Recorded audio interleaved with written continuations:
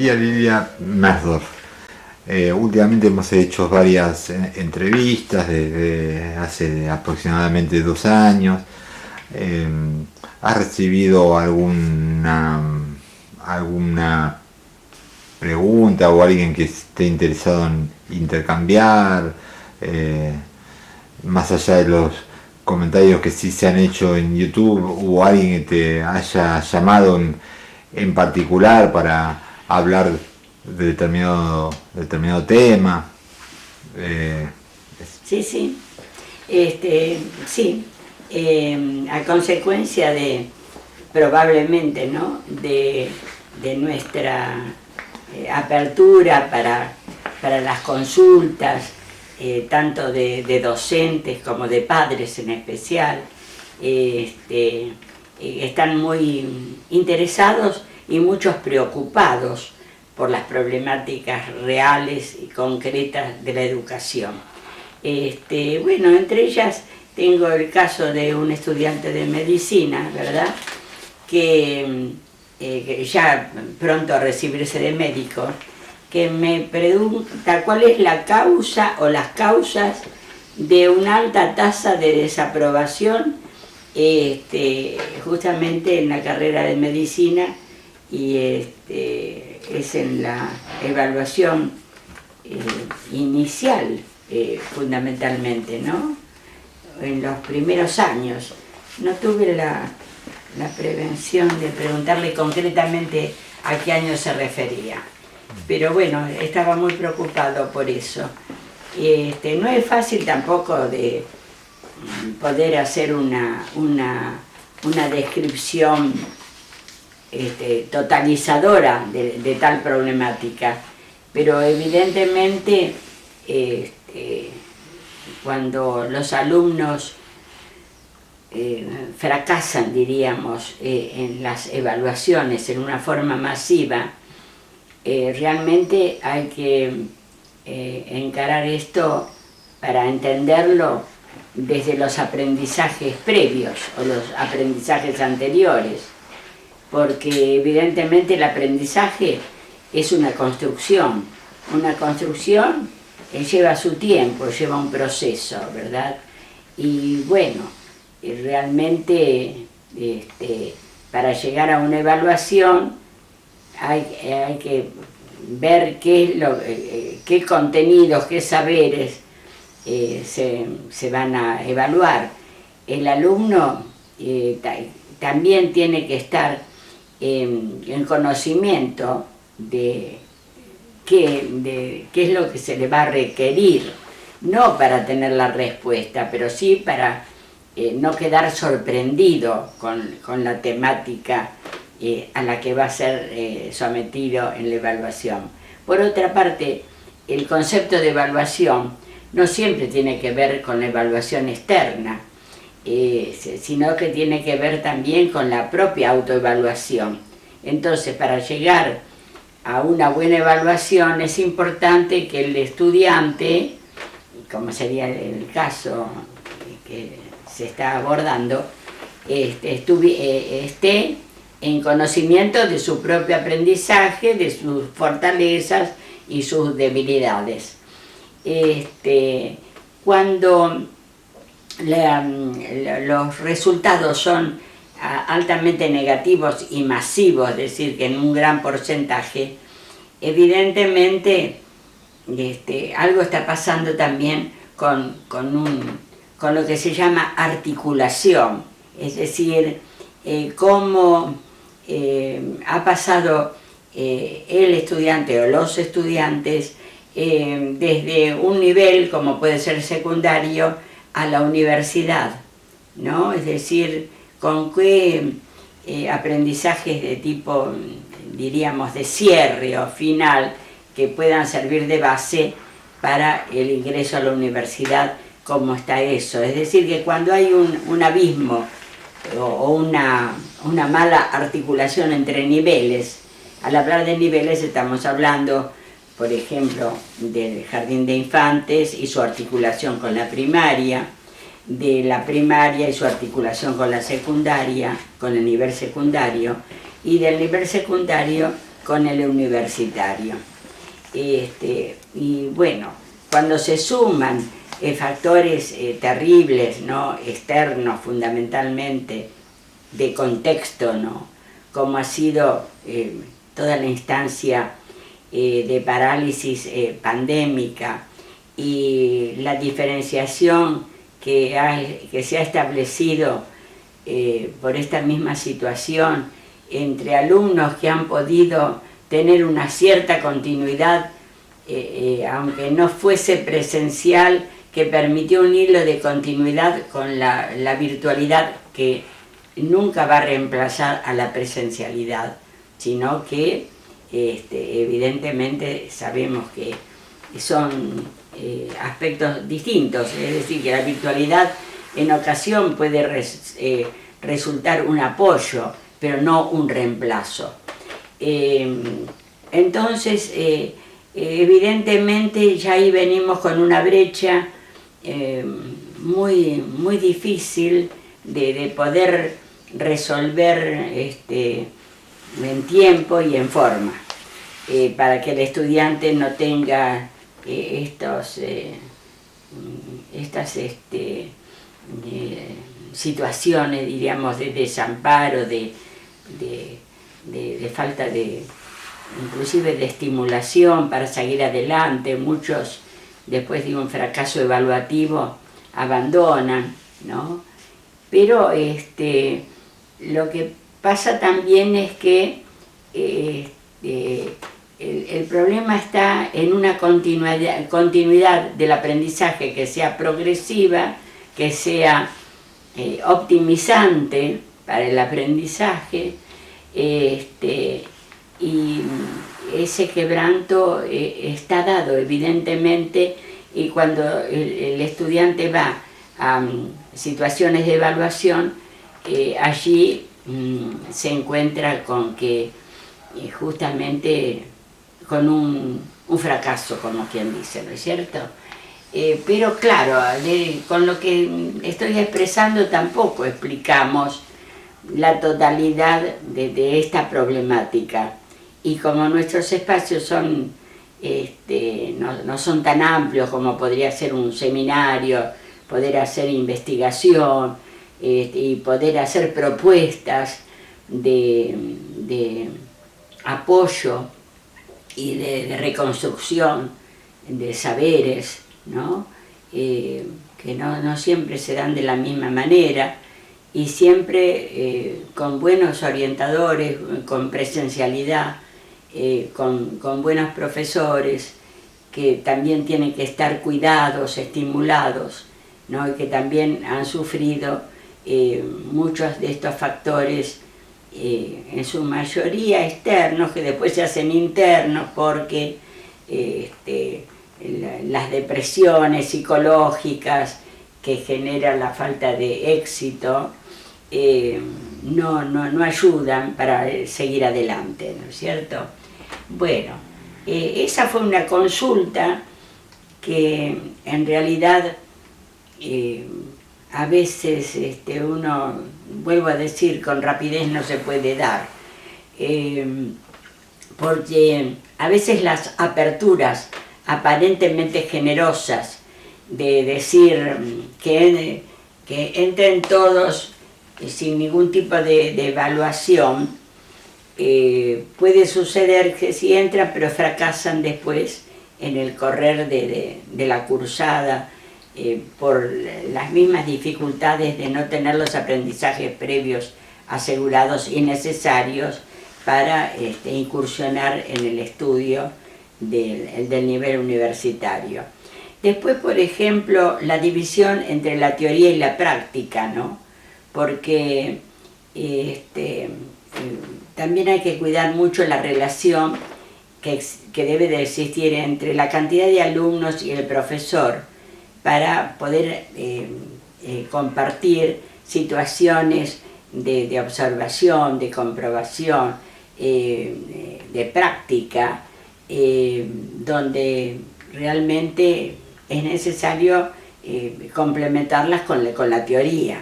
Y sabemos que en los grandes grupos, cuando no hay una una posibilidad organizativa de que el profesor pueda llegar intercambiando con sus alumnos, por el hecho de ser el grupo muy numeroso, no se puede dar por lógica. Es una cuestión de organización institucional, y es también un tema de economía de la educación, porque lógicamente se necesitaría, para optimizar esta relación y optimizar la relación entre teoría y práctica, especialmente en carreras como puede ser medicina, como puede ser educación, todas las carreras de tipo pedagógico, hay que invertir entonces, para que optimizar esta relación hay que invertir en mayor cantidad de profesores, menor cantidad de alumnos por grupo. No me refiero a la menor cantidad de ingresantes, pero si lo mayoritario, si no está bien organizado para hacer subgrupos donde la interacción permita una relación de teoría y práctica y mayor orientación de los profesores hacia sus alumnos e intercambio de estos con sus profesores, evidentemente el aprendizaje no se asegura, ¿no? Y eso también está presente, es decir, grupos muy grandes de alumnos, pocos profesores, y también estoy hablando del nivel universitario, y también concretamente, en este caso de la consulta, fue la Facultad de Medicina, ¿no? Donde la finalidad es justamente el logro de la salud, o la restauración, diríamos, de la salud, ¿no? Así que, bueno, después es el tema de los horarios, el tema también preocupa, por ejemplo, la inasistencia de profesores y aún de maestros, ya saltando de nivel, ¿no? Hay padres que están muy preocupados porque, si bien ellos aprueban la presencialidad, que tiene que ser completa, reconocen que en la realidad no se asegura su cumplimiento. Y entonces algunas escuelas toman determinaciones que no son las correctas o las pedagógicas, en el sentido de que aseguren el aprendizaje de los niños. Por ejemplo, falta un profesor, no voy a mencionar las escuelas, porque no es mi propósito. Falta un profesor y directamente en algunos casos se le avisa a las familias a través de sus alumnos que tal día, el día que va a faltar el profesor, los chicos esos no van a tener clase, pero dejan de tener también clase en otras materias donde podrían asistir. Ese también es un tema de organización institucional, pero hay que buscar una organización, vaya la redundancia, que sea pedagógica, es decir, que no afecte el aprendizaje del alumno. Tengo una consulta también de unos padres que están preocupados porque tienen un chiquito ya salté de nivel, estoy ahora mencionando la consulta en primaria. Un chiquito que está en primer grado, un chiquito que tiene un poquito de dificultades de aprendizaje, es decir, que requeriría una enseñanza más individualizada, ¿no? No digo individual para él solo, pero sí adaptada a sus posibilidades. Y que no tiene problemas de conducta, sino que, claro, por ahí no presta atención por la misma dificultad o porque no se le ha dado esa adecuación que necesita. Y entonces se le ha dicho a la familia que en lugar de cumplir las 4 horas estipuladas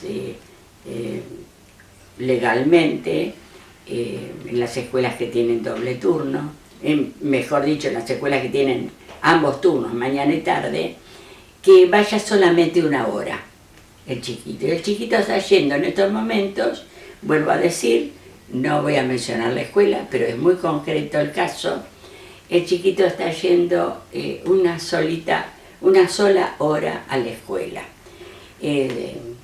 Está de más decirlo, en cualquier mentalidad que analizara el problema, saltaría que un niño no puede aprender en 1 hora lo mismo que en 4, por múltiples razones, ¿no? Por la diversidad de los contenidos, por la parte de sociabilización. En 1 horita prácticamente el chico llega a la escuela, pasó un rato y ya lo tienen que ir a buscar sus padres. Entonces uno se pregunta, no quiero decir que en todas las escuelas estén pasando estas cosas, porque hay escuelas donde por suerte tenemos una buena performance educativa, ¿no? Con dificultades que siempre hay, pero que realmente cuando hay buena conducción siempre se puede lograr solución, o buscarla al menos. Por eso que es tan importante el tema de la investigación, ¿no? Es decir, que el docente investigue, hablo de los directivos, hablo de todo el cuerpo educativo, incluyendo lo que llamamos comunidad educativa, incluir a los padres, que aportan tantos datos importantes. Y bueno, entonces resulta que hay escuelas que parece que establecen sus propias normas, que están apartadas, diríamos, de lo que realmente corresponde, y además, y que es satisfactorio para el niño, y que además al venir de una etapa tan traumática como ha sido todo el periodo pandémico, ¿no? Y con todas las brechas que ha producido entre los que se manejaban con burbujas, con los que se manejaban virtualmente, y con todos aquellos pobrecitos que no tenían estas posibilidades y que llegan en la reapertura de la presencialidad, que llegan muy deteriorados en su aprendizaje, y al decir en su aprendizaje, en su persona toda, porque no hay cosa más estimulante que realmente para cualquiera, ¿verdad? Especialmente para los niños, que son mucho más sensibles, es decir, no tener autoestima que les permita estímulo para nuevos aprendizajes o para afirmar los logrados. La parte afectiva es fundamental en el aprendizaje. Un chico desanimado, muchas veces decimos, el chico no presta atención, pero nos tendríamos que preguntar, ¿hemos despertado el interés? ¿Hemos buscado la manera de llegar a él? Claro. Y ahí enseguida está el tema, no solo la disposición del docente para ese niño que tiene una cierta necesidad de asistencia individualizada, con la cantidad de niños que puede haber en un grupo áulico. Cuanto más cantidad por maestro, las posibilidades del maestro, docente, profesor, según los niveles, va a ser más difícil.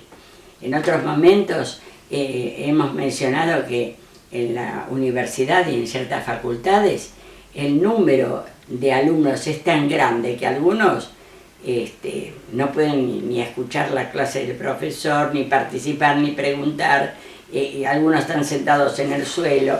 Bueno, es como que en un ámbito que tendría que ser óptimo de la educación, muchas veces no se encuentra lo más estimulante.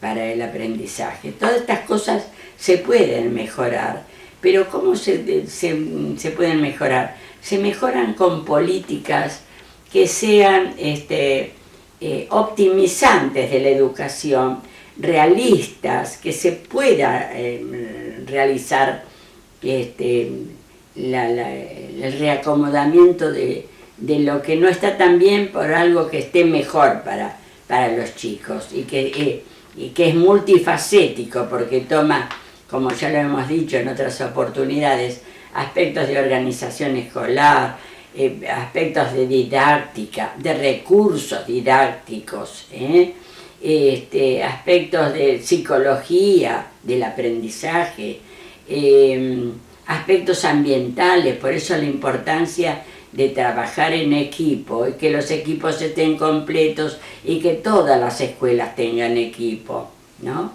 Donde está el asistente educacional, el social, muchas veces el fonoaudiólogo, ¿por qué no el médico? En algún momento de la historia de la educación argentina o de la provincia de Buenos Aires, los que hemos vivido nuestra profesión en ese ámbito, las escuelas tenían un ámbito donde los niños eran revisados por médicos o por odontólogos y muchas veces en esas revisaciones se les descubrían aspectos que después se les señalaban a los padres, por supuesto que se hacía con la autorización de los padres, y se les señalaban aspectos que eran corregibles y corregibles diríamos a tiempo, es decir, se trabajaba también con prevención. Yo en mi experiencia educativa he recogido, por ejemplo, elementos concretos como balanza, como camilla, que después tuve que colocarlos en un museo, el museo escolar, que bueno, lamentablemente tampoco fue valorizado, pero es otro tema. Pero, ¿por qué hoy en día no se puede hacer una tarea preventiva también desde lo biológico, desde lo médico, en pos de una prevención psicofísica, ¿no?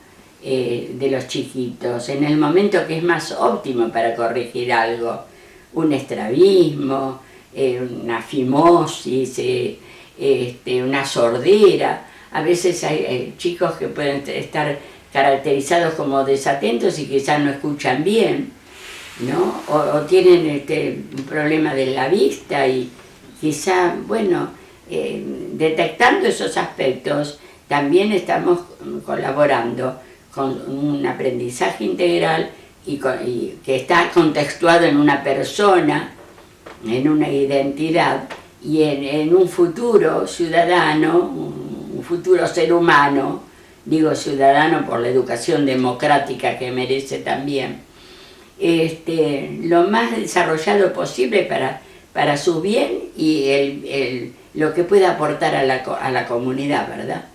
Bueno, otra cosa que también otro aspecto que me han consultado, ¿qué opinaba de una hora más colocado al horario escolar? Entonces, 5 horas, por ejemplo, diarias, ¿no? Entonces, yo conozco que existen escuelas de doble escolaridad, donde el niño come en la escuela y tienen la mañana en la escuela y tienen parte de la tarde alimentándose en la escuela. Bueno, si hay un común acuerdo entre familia y escuela y la necesidad está demostrada, la alimentación es buena y los estímulos dentro de la escuela son los mejores, en buena hora. Pero me refiero a lo clásico de 4 horas a la mañana y 4 horas a la tarde. ¿Cómo colocar una quinta hora? ¿No es cierto? Al colocar una quinta hora, a mí me han preguntado, es decir, ¿a qué hora va a salir el chico? Y yo calculo, no van a entrar a las 7 de la mañana, porque el chico que vive un poquito lejos de la escuela, para entrar a las 7 tendría que estar levantándose antes de las 6 de la mañana.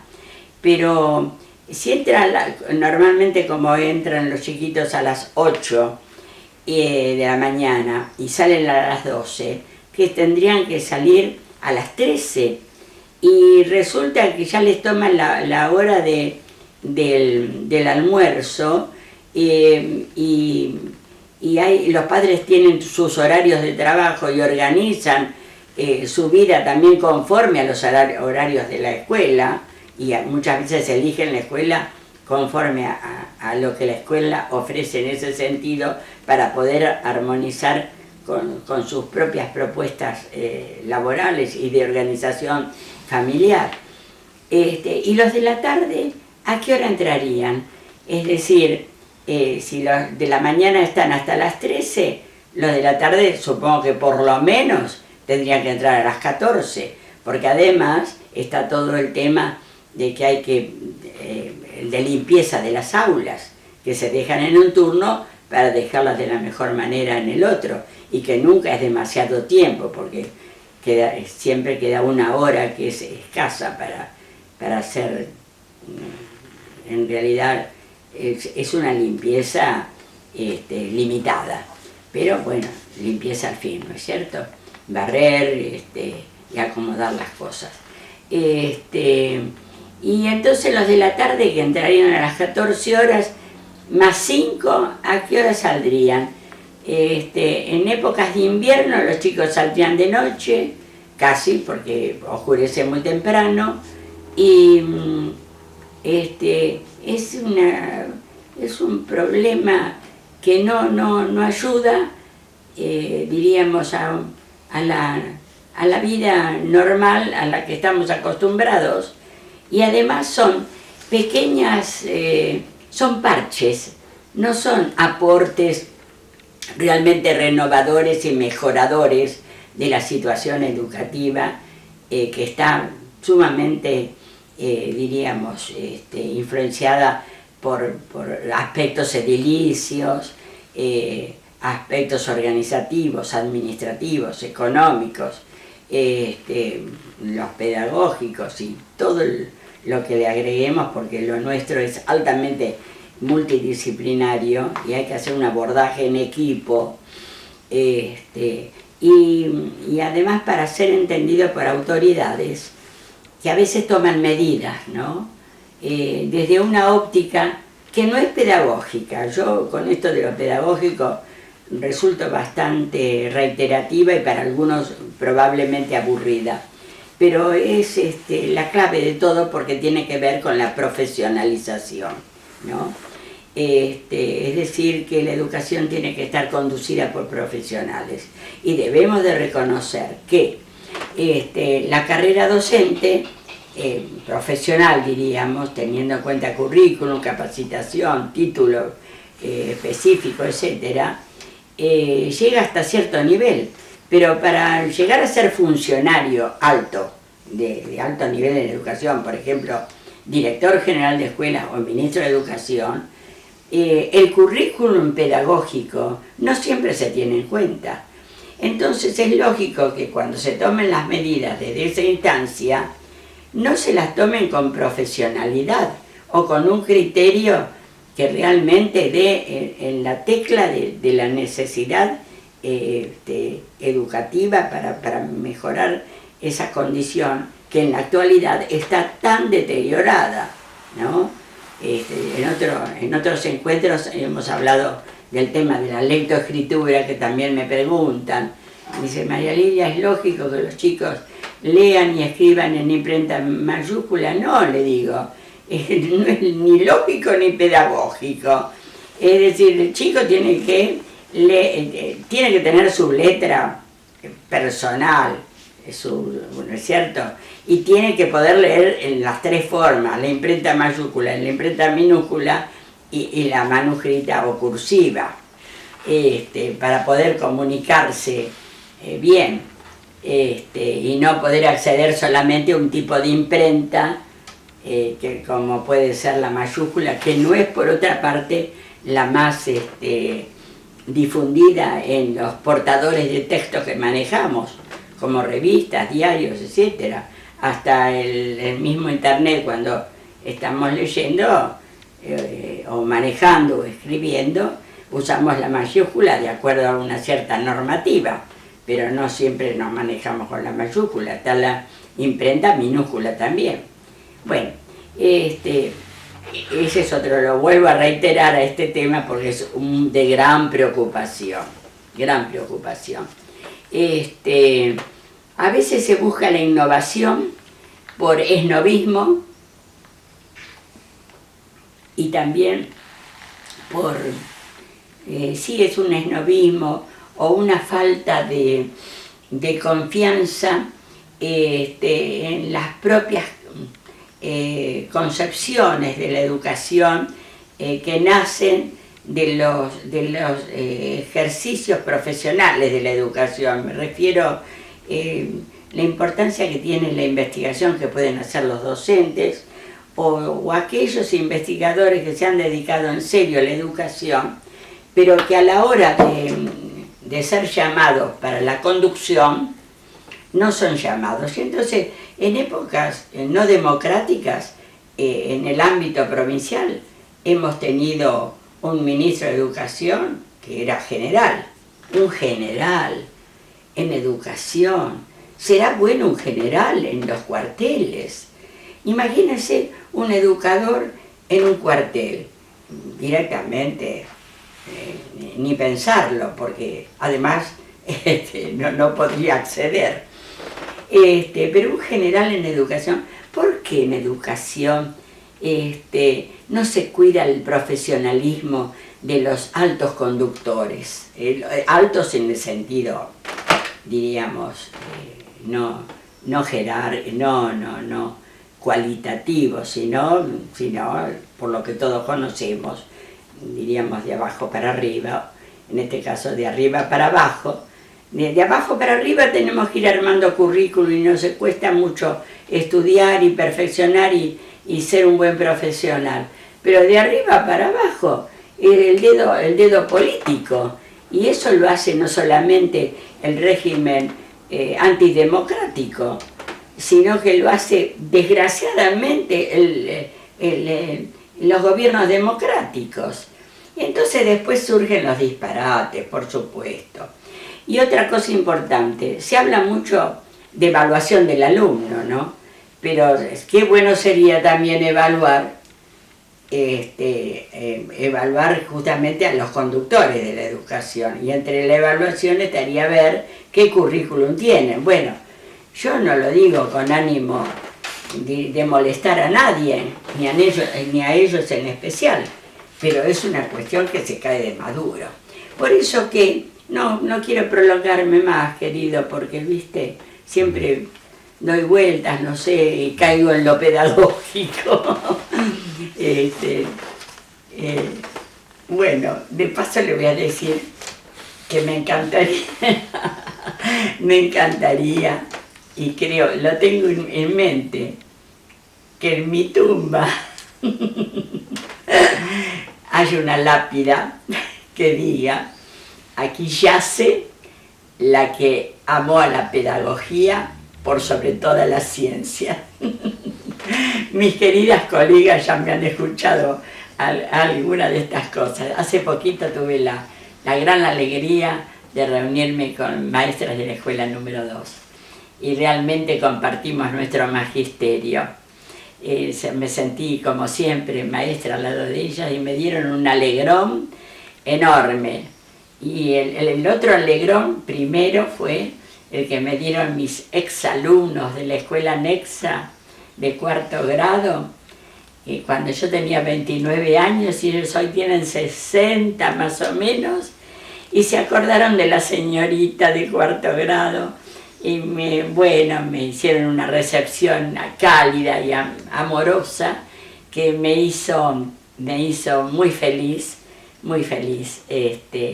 y que me estimuló mucho para darme cuenta que la semillita que dejamos y lo que recibimos de los chicos, ¿no es cierto?, es permanente. Cuando una cosa se une con la otra, ¿no?, la semillita que dejamos y la tierra fértil de los niños, y cuando se unen a través de 50 años, como en ese caso, y te encontrás con que las semillitas son plantas, son árboles, y uno ya es medio un arbolito no medio, un árbol añoso, en serio. ¿Cómo se unen las dos, esa cuestión en una sola, ¿no? Y que tiene que ver con los afectos. Es decir, que nos recordamos porque nos queremos. Bueno, quería decirles algo importante, ¿no? Por ejemplo, yo he rescatado del museo de la Escuela de Mis Amores, he rescatado algo que me ha acompañado desde 1975 me acompaña, esta frasecita, no sé si se puede leer bien. Es un pensamiento vivo. Si vos querés lo leo, ¿será mejor? Sí. Bueno, dice así: reforma de la educación, tal es la consigna, pero aún no poseemos el ideal educativo, y sin ideal educativo todas nuestras reformas van al fracaso. Al hablar del ideal, ¿de qué estamos hablando? ¿Hacia dónde vamos? ¿Qué queremos lograr con nuestros niños, con nuestras escuelas y con nuestro querido país? El autor Eucken, no sé si se pronuncia así, habrá que buscar por internet, que dicen que está todo en internet, pero no está todo, y lo que está a veces está un poquitito, en algunos casos, está un poco sintetizado. Y quizá para darle un toquecito final a nuestro encuentro de hoy, sigo ofreciendo dudas, ojalá pueda yo esclarecer o oscurecer por ahí, ¿no? Bueno, esta otra, que tiene que ver, es más general, este pensamiento. También lo tengo en un cuadrito, pero lo voy a leer me parece que va a estar más claro que, ¿no?, que las letritas. Sí. Bueno, y me parece que tiene una vigencia muy importante cuando la mirada se proyecta no solo sobre lo que nos pasa a nosotros, sino también lo que está pasando en este querido planeta, que es nuestra casa común, ¿verdad? Que hemos llegado a este tema del calentamiento global y el cambio climático, que el hombre, ser humano, ¿no?, incluidos todos los géneros, no ha cuidado, y entonces que no hemos cuidado, y que a veces con una soberbia llamada muchas veces científica hemos hecho cosas muy disparatadas. Yo me atrevo a decir, a criticar algunas, pero como están puestas allá arriba como adquisiciones ultracientíficas, ¿no?, como buscar cuáles son los últimos elementos, si es que puedo hablar en plural, del átomo, ¿no? Imaginar una máquina burlonamente llamada de Dios, ¿no? Y entonces hacer todo un proceso de fisión, creo que será el término, ¿no?, atómica, y resulta que descubrimos cómo se hizo el universo. ¿Cuánto invertimos en eso? ¿Por qué no invertimos en superar el tema del hambre, de la miseria, de la ignorancia, de de lograr fraternidad entre los hombres para vivir de la mejor manera y ser felices, básicamente, porque las desgracias van a venir igual, porque bueno, es inevitable, vivimos, no vivimos en una situación ideal que nada nos afecte y sabemos que somos mortales. Pero a veces la ciencia, algún aspecto, ¿no?, de la ciencia, se dispara de tal manera que estamos buscando vida en otro planeta y la vida en el nuestro se nos está acabando, por Dios. Entonces, no nos sintamos menos que nadie, porque no abordamos algunos temas de estos que solamente abordan algunos, ni nos sintamos más porque habiendo llegado a un nivel profesional y de estudio, algunos universitarios, no pensemos que somos más que otros, que no han llegado a eso, ni más ni menos, ¿no? Y entonces, esta frase que es vieja, y tendríamos que buscar por internet el autor B.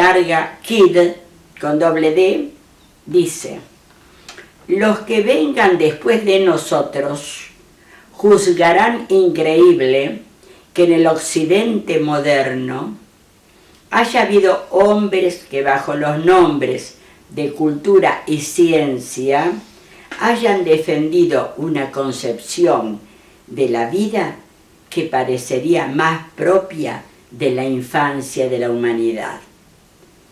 Claro, habla del occidente moderno al cual pertenecemos, pero yo diría que, agregándole humildemente aquí, que juzgarán increíble que en el mundo o en el planeta actual haya habido, bueno, es decir, él lo imagina, ¿no?, los que vendrán, que en el planeta, en esto moderno, actual, haya habido hombres que bajo los nombres de cultura y ciencia hayan defendido una concepción de la vida que parecería más propia de la infancia de la humanidad. Es decir, hombres que no hemos llegado a confraternizar con los demás y a lograr planetariamente un cuidado de esta bendita casa que es el planeta Tierra. Gracias. Bueno, Hasta cualquier momento.